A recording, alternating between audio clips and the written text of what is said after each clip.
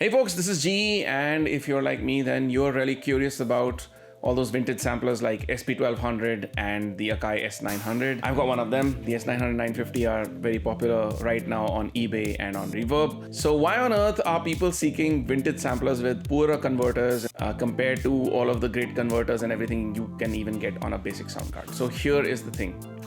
There is something about that sound which was so inherent and so part of the hip hop and 90s, dance music culture like techno and all of that it's kind of inseparable from the records. So that is why people are seeking this, including myself.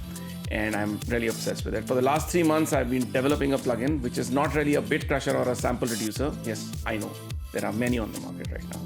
I'm not trying to pursue it from that perspective. What I'm really trying to do is actually get the sound which exists in the SP1200 and probably the S900, which is slightly different. Of course, they're different because they're different units.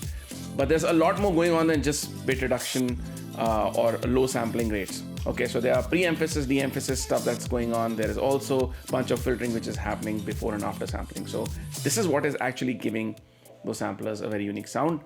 To a certain extent, I'm trying to achieve this obviously on paper by seeing the manual, reading the schematics, seeing what it's about, but also using my ear to develop this plugin to sound pretty close. So I'm going to give you examples before you get put off by just my talk and run away.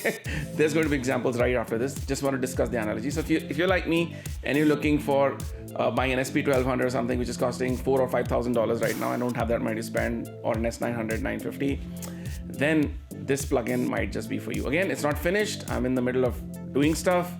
There's also an input drive section on this plugin and a Moog filter. So I'm also doing an analog style Moog ladder filter, which has a low pass and a high pass mode. So this is pretty much like the older samplers, which did not have a digital filter because DSP was not evolved so much at that time. So these samplers could only pitch and record samples, very less time for the small RAM that they have, and then create the magic. But this is the limitation which actually made people very creative. So again, without further ado, here's some of the sound. If you have any comments on whether you like the sound, you dislike it, if you have any feature requests, because I'm still coding this, there's a bunch of UI stuff which is still not done yet. So it's kind of showing you stuff in the middle of my work. I've never done this before. I hope you'll be kind and easy on me, but focus on the sound.